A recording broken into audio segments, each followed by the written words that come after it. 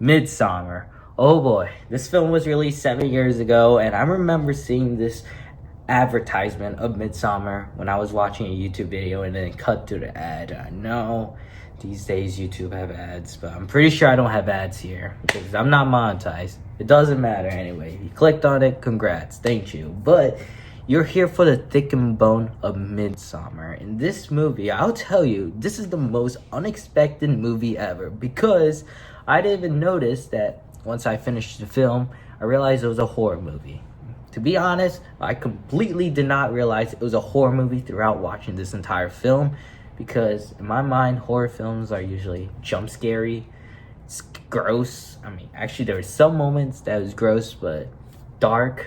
It wasn't dark in Midsommar. I mean, actually there was a couple moments, which makes it okay. I mean, better than average. I personally think it's above average, and Letterboxd really think it's a 3.7 out of 5 film. I personally disagree. I think it's a 3 out of 5 film, and I'll explain my reasoning here with my review. 3 critics that I look for when I watch a movie, which is number 1, cinematography.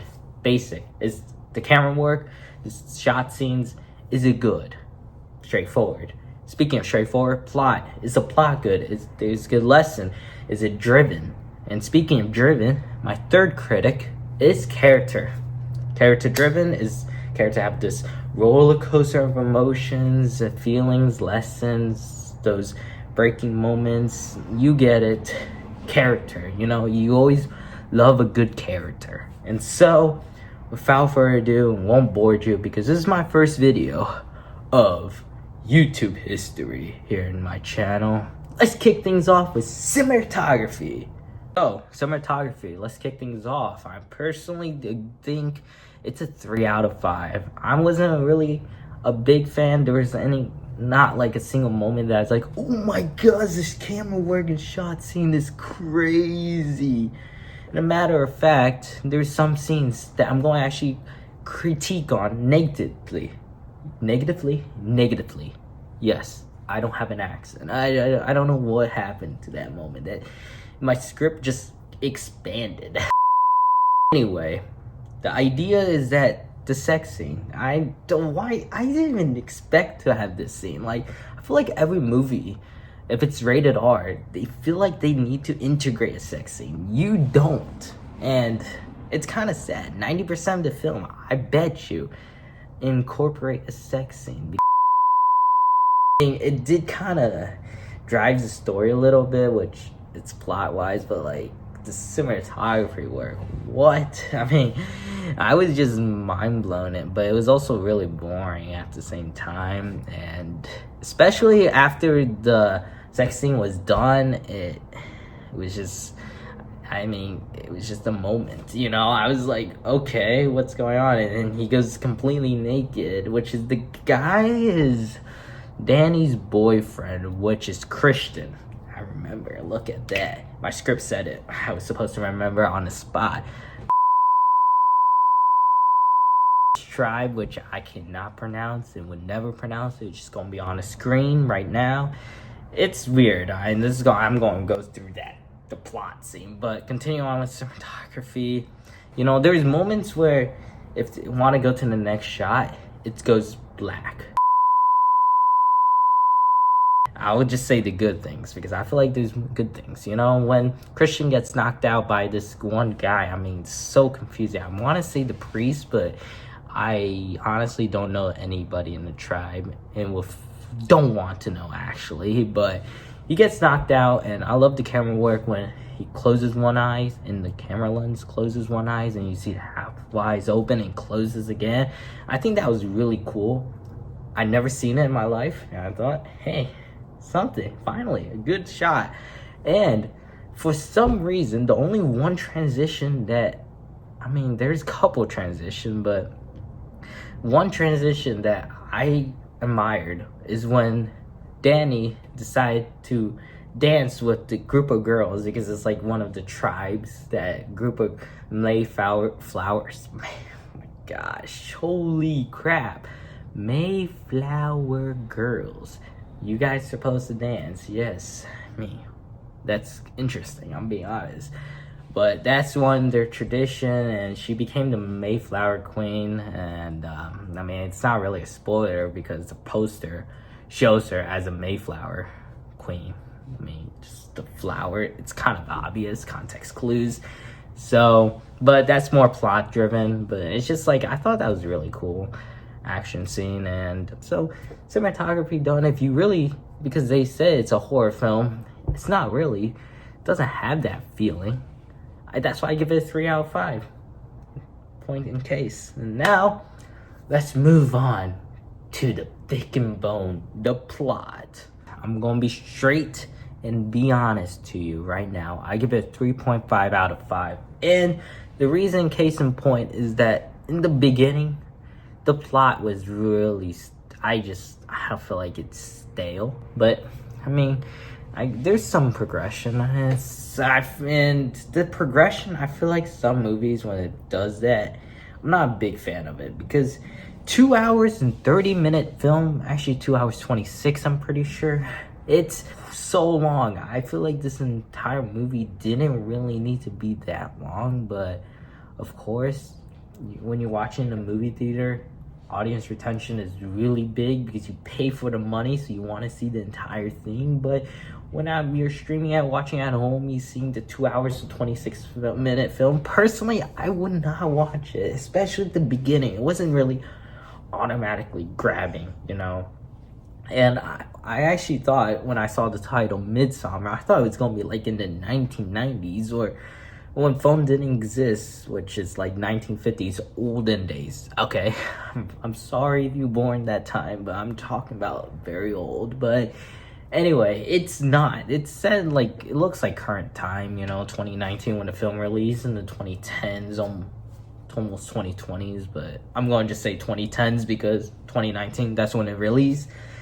And I feel like it's just so weird that you're living in one world, that, you know, you're using your phone every day like this. I'm using my phone to record, and you move on to another world that they don't even use freaking technology. They use old tradition. They have scriptures, and that's like so old and tradition, and I kind of like that concept, you know. I'm going to give props to them.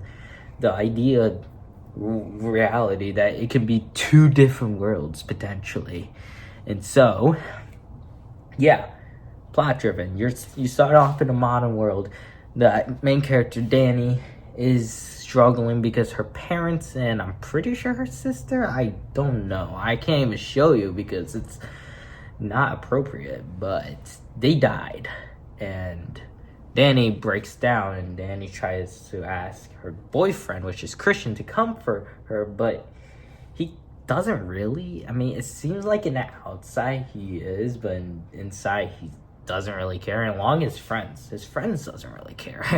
I mean, they even convince Christian to not even date Danny, and I mean, he still does. And I think the idea of that, it seems really basic, and I don't really like the idea that they stalled that for a long time. I mean, the idea of me thinking you could cut it down to maybe an hour 40 instead of 2:26, you know? That's personally my idea.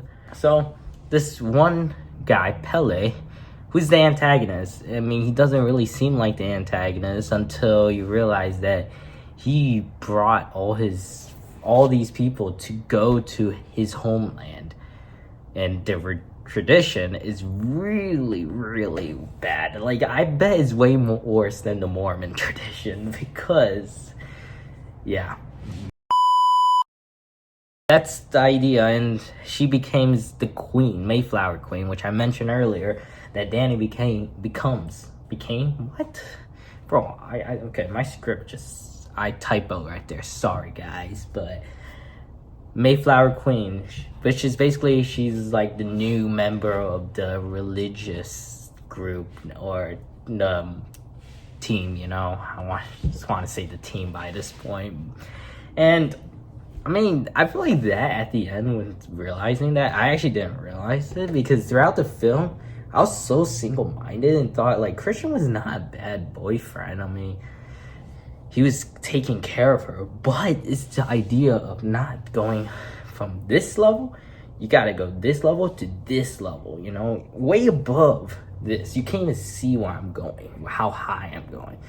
And maybe some people think that's overboard, but at the same time, when someone's going through the traumas, especially as I mentioned earlier, Danny, parents and sister, I'm pretty sure it was a sister once again. They have different last names.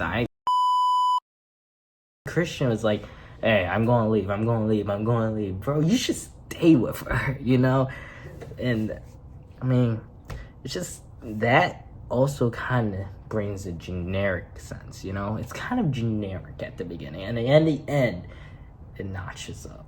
And so, I really thought, you know, it's not, the plot itself feels generic a little bit, but also it stepped up a little notch, you know, realizing all these American friends were the protagonists. Danny was the protagonist, but the antagonist, Pele, had the idea, the audacity, that's the word, to kill all. So, lastly, let's talk about character. Alright, final review of this movie. Why I give it 2.5 out of 5. The character's just, it's very just, I mean, it's kind of stale. I feel like there was nothing really between, only Danny, Christian, Pele, and the entire religious group had something. Simon, which is the other British guy, and her, why did I say her? He's not trans, okay, trust me. But his girlfriend, Connie, they were also in the film. They were just, they didn't really have a character development. They just were here having fun. One of the Pele's brother brought them, and they were shocked, and they just decided to run away. But Jinx, they did not. What? Wait, hold up. Jinx? Nope. Psych, they did not. That's a better word. They did not run away. Instead, the religious group tortured them. Yeah. Which is, I feel like it gives more of a character of the entire religious group. I'm going even, actually, entire group of these. This is the name, once again. I'm going to pop it up right here. They don't really have a character. They didn't feel sorrow. They just feel like it's their tradition, their value. There's nothing to change. I mean, that's why they don't freaking have internet working out there. And so, I just personally think it's just like, I don't really like the character. The only character development I see is Danny. And she was actually depressed, and then she's even more depressed, and then she becomes happy, and then she becomes depressed because she decides to sacrifice Christian, and then she becomes really happy. And that's a character driven that I want to see. Christian, I don't even see a character driven to him. He's actually going down spiral.